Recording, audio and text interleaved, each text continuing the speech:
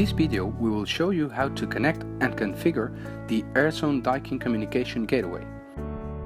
The gateway is formed by a port to connect the Airzone system, a fixing post, a configuration microswitch, and a connector for the Daikin AC unit. Turn off the power to your Airzone system and to your Daikin unit.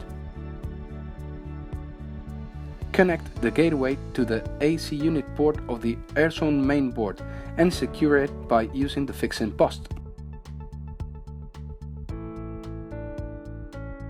Then connect the gateway to the P1-P2 connector of the Daikin AC unit using a 2-wired shielded cable.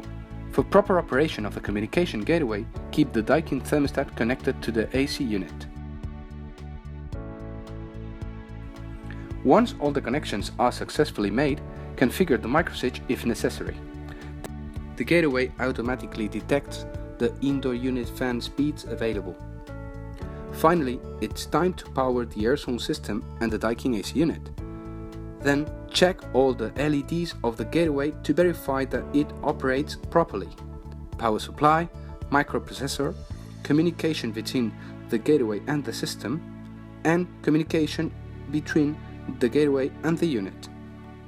Once the Airzone system is configured, select any operation mode, but stop. Generate thermal demand and check that the Daikin controller receives commands from the Airzone system. For a perfect integration between the Airzone system and the Daikin AC unit, please disable the setback function configured by default in the Daikin thermostats.